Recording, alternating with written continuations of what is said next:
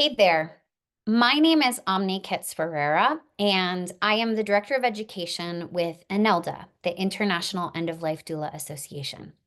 So maybe one of your volunteers or your end of life doulas sent you this video to be able to learn more about the best practices of integrating end of life doulas. And so I just want to really thank you for being here.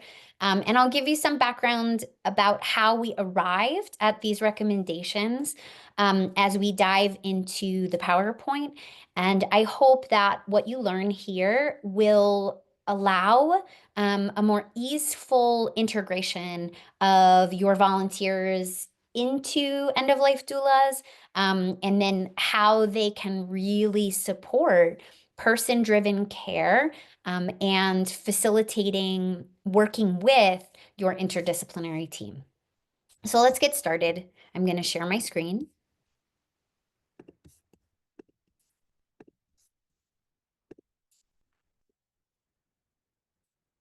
All right. So let's talk about the impact of an end-of-life doula. And to get to that conversation, I think it can be very helpful to understand who you are hearing this from. Who am I representing? So again, I am the Director of Education with the International End of Life Doula Association. My name is Omni, and it is a fun fact that we are one of the nation's oldest and largest end of life doula training organizations. We are a member-based nonprofit. We were founded in 2015, so we've been around for 10 years, and we have trained over 8,000 end-of-life doulas in 46 different countries. And so we work to address the non-medical needs of the dying. We work to raise awareness about the vital role of end-of-life doulas, and we try to provide education to individuals, to hospice and care providing facilities, to really integrate end of life doulas and to improve patient outcomes at end of life. Part of what we have done over the past 6 months is that we have held a think tank with partners that we have across the nation in hospice, in care providing facilities, and we talked with those facilities who have been doing the work of integrating end-of-life doulas within their organization, within their facility and structure. And we wanted to learn. We wanted to understand, what are the challenges that you face? How have you overcome them? What are some of the creative ways in which you have made this work? And, what are some of those lessons that you would like to share with other providers, other volunteer coordinators, to really speak the impact and the benefit of having end-of-life doulas held within interdisciplinary teams and there for patient support. I also like to just point out that this is our beautiful ANELDA team. So it isn't just, me telling you this. Everyone in this image has been a part of this conversation as well. And we have educators and team members from all kinds of backgrounds. So we have chaplains and social workers and nurses and educators. We have volunteer coordinators. We have folks who are actually, all of us are end-of-life doulas, and we are providing it in different ways throughout the spectrum of care. So just want you to know that this is coming from this learning. These recommendations are coming from all of us, from a nationwide think tank, and then also from what we've learned from our members, from volunteer coordinators, and folks who have come into our trainings. So first and foremost, if you've never heard of what an end-of-life doula is, I think it's important to just hear the definition. So an end-of-life doula is a non-medical person who accompanies, educates, and advocates. So those are three really big things that we do for those and their circle of care who are planning for death, diagnosed with a terminal illness, and I'll even add living with a serious illness, or facing imminent death. Doulas also support people in communities who have experienced a sudden death. And so I think it's just a good start. We say, what do they do? Or what is the definition of an end-of-life doula? And we'll get into what they do in a little bit, but that's a start. I will dive directly into the best practices for integrating doulas. So if you would like to hear more about the positive impact of end-of-life doulas, there is an additional video that I made for clinicians, and I think that's a great partner to this one. But this is speaking a little bit more about how do we get those doulas in. So I'm going to assume that you understood that role, that definition I just gave you, and maybe you even watched that other video at some point. So you understand the positive impact of how end-of-life doulas could be useful. And so now here we are, and we're saying, how do we integrate them? How do we get them into a system? So first step is include the doulas as essential members of the interdisciplinary team. We heard this in so many different ways, but what we understood from the teams that have had successful integration of end-of-life doulas, it starts from the top down, right? So even if you are working in a hospice and you are the volunteer coordinator and one of your doulas or one of your volunteers comes up and says, hey, I'm an end-of-life doula. Have you ever thought about how we could benefit the patients, how we could benefit the hospice? And you might be saying, I wonder what that is. I wonder how they do this. You have to learn about that first, but then the key is from the top down, they have to have buy-in. So the systems or the teams that have done this well, they have orientation for their doctors, nurses, social workers, chaplains, so that all of them understand what a doula is, what an end-of-life doula is, how they are a part of the team, and include information about their roles and the contributions so that they can begin to wrap them into the communication of care. So once they are these essential members and you're even giving education about them during for new hires, get them involved also in weekly meetings. So their voice is important and they have different reflections than the social worker and the chaplain and the nurses and the clinicians. They sometimes are the one person that the patient really trusts, that the family really trusts. And so they might have insights that would really benefit the delivery of care, and would also help the entire interdisciplinary team understand what's going on. Communication and documentation. We found that the doulas who were equipped with the most access had the best integration. So if at all possible, giving the doulas an organizational email or a way to communicate that is HIPAA compliant so that they can communicate effectively with the interdisciplinary team, with you as a volunteer coordinator, is really essential. We learned that. And so even if they're doing it in an alternative method, maybe they don't have that organizational email, consider using different Google Forms, consider ways in which they can still communicate that is compliant with patient privacy, and give them an access point, give them a way to speak what they know, and that can absolutely, again, impact the care being delivered.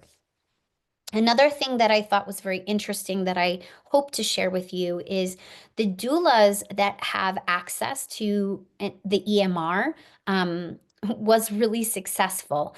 And one example that I can share is that, a team was using Epic, a version of Epic, and they had sort of smart texts and certain drop-down menus that even as doulas, they could get in there and just document the care provided. Now, in the bullet points here, they might be able to just report back and say the patient was awake, the patient consented to having a doula, but they could also speak the role, the method, the tool that was delivered, so active listening provided.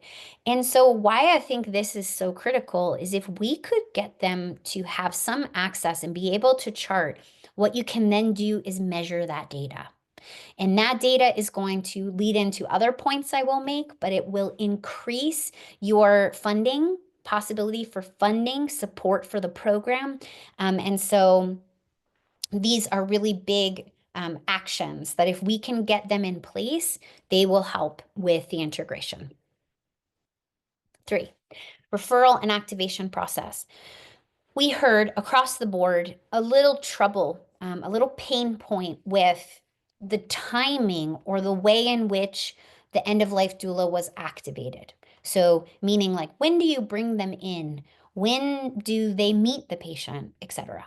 And so we talked as a group in our think tank about referral thresholds. And one example was maybe we could use something like the palliative performance scale that the nurses would use during assessment to guide when the doulas should be activated. So maybe if they have a lower PPS and they're closer towards imminent death, that might absolutely activate a consultation with an end-of-life doula for the family, for the person.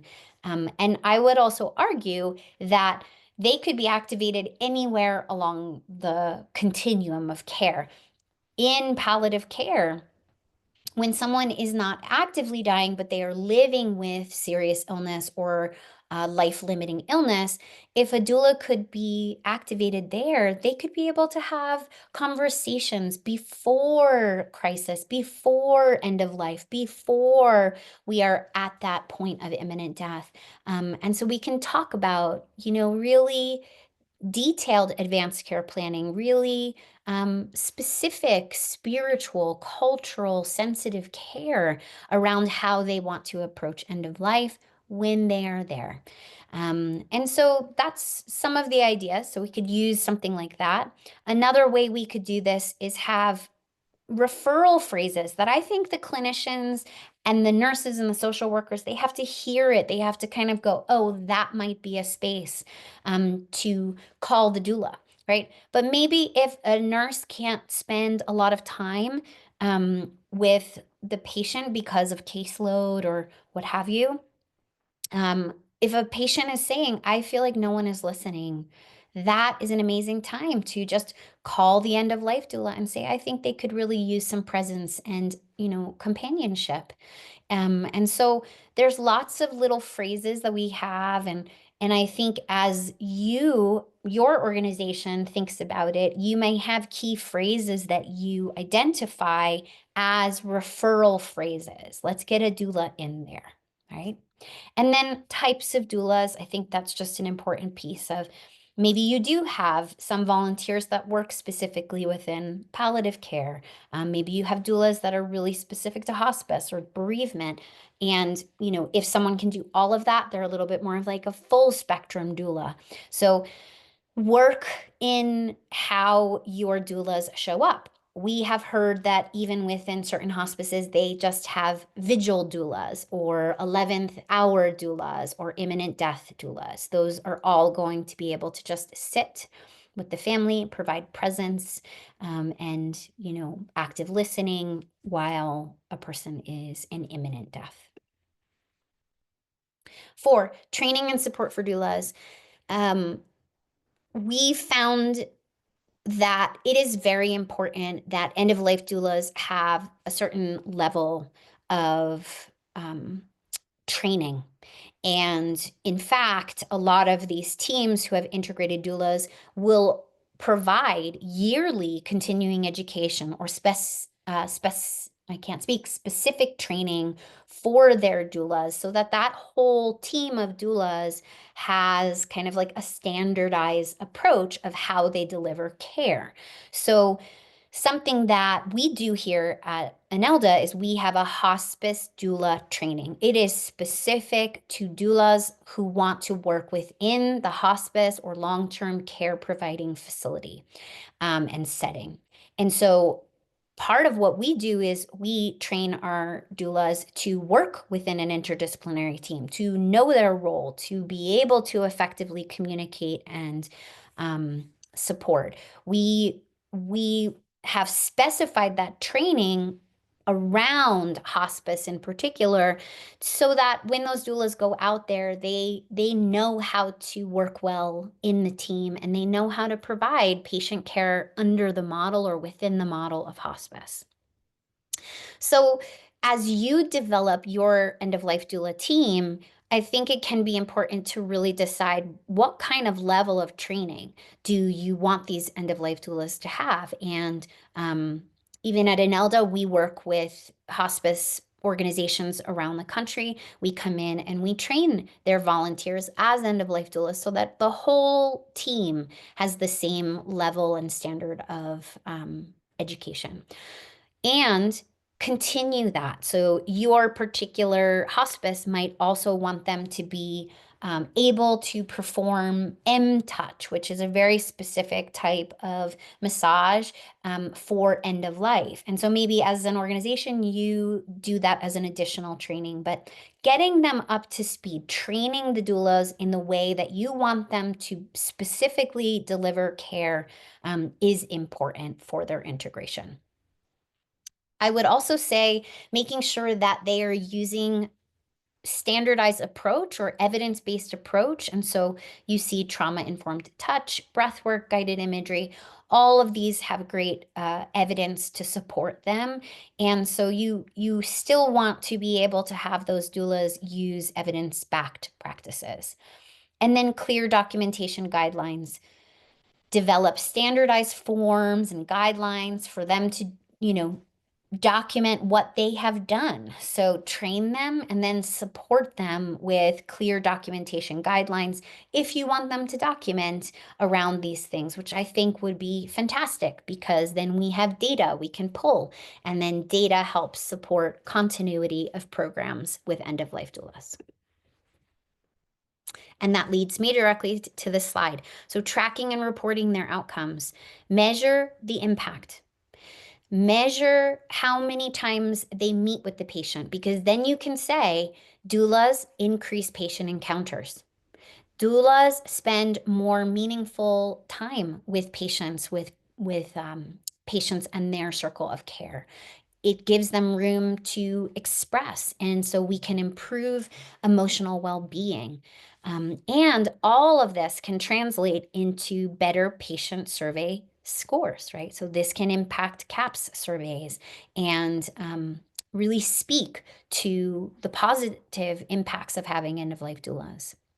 You can also get your end-of-life doulas out there in the communities, speaking the benefit of your hospice organization, but also having maybe like pop-up little tables and tents at a local farmer market, and they can talk about advanced care planning and when to enact hospice services and the benefit, and they can help demystify about some of the, the stigmas and the misinformation around what hospice is. So they can really also be lifelines to community and building and education. And taking the temperature read of the families, when the doula is there, how does that impact their grief journey? We will never be able to take away people's grief, but we may be able to support them, create resources. So if the families have the doulas, do they use their bereavement services on a more regular basis? So lots of ways to get creative on how to track and report the outcomes of having end-of-life doulas. Funding and sustainability. Now, as volunteer coordinators, I understand that you may not be the one who deals with this funding aspect, but if you can speak the impact, you are beginning to track and report those outcomes, then you will support funding sources. And there can be diverse ways to do this. Sometimes we have seen end-of-life doulas or doulas, birth doulas as well, integrated into healthcare delivery systems because there was data and we were having negative outcomes. So maybe in your hospice facility, you have a high number of live discharges. Get the doulas in there. If the doulas are in there, they will help to decrease live discharges because they are another point of contact where they can really get that family to use the hospice protocol and to use the hospice team so that they don't end up at the ER and then they have that live discharge. So think through some of the ways in which they can improve the outcomes. A lot of times people who have had a doula then want to give back or pay it forward. And so there can be personal impact donations or grants given based on, the care that they received from having an end-of-life doula. You can also bill for doula services. Excuse me, billing for the doula services. It might be an additional space, but I would say begin to develop a list of codes for the specific services that they're providing. And although end-of-life doulas are not covered under Medicare at this point, having that list of codes is like preemptive. It sets you up for success for when down the line we are able to bill for their services. We know that there are also hospice facilities that are paying their end-of-life doulas through generally funding, foundation, resources that they have raised, but they pay the doulas. And so this all comes together when we are tracking their outcomes, know their positive impact. All of the funding and sustainability comes with that. So lots of ways in which we can try to keep this going and build it.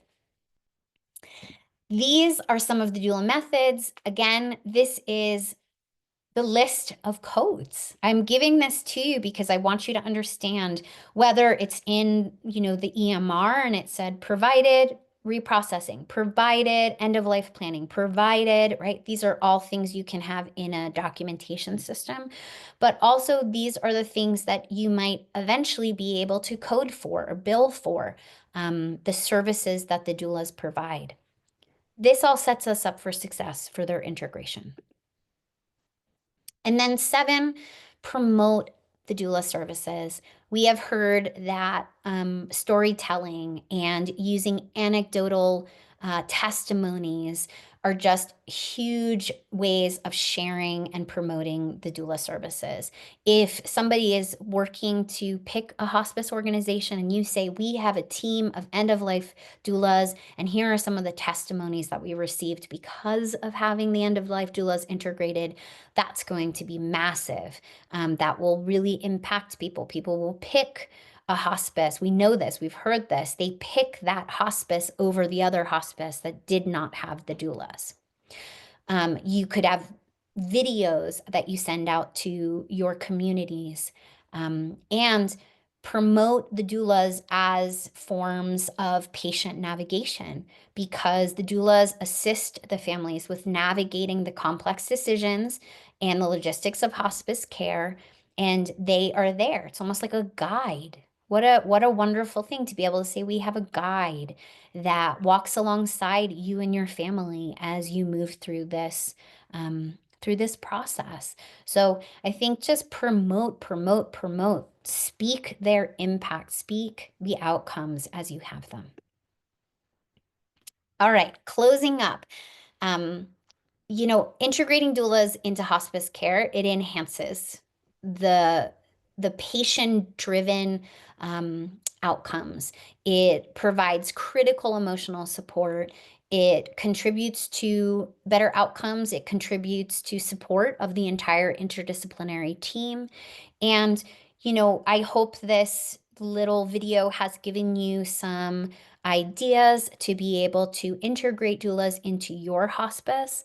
And if not, if we are not there yet, I would just like to thank you for watching this whole video, and I hope it gives you some ways to say, how might I even just begin? You know, one step forward, and then we begin to create momentum to have end-of-life doulas integrated in end-of-life care. So good luck. Feel free to reach out. I'm always here to support and gather resources for you so that we can get more end-of-life doulas out there and providing conscientious care. Thank you.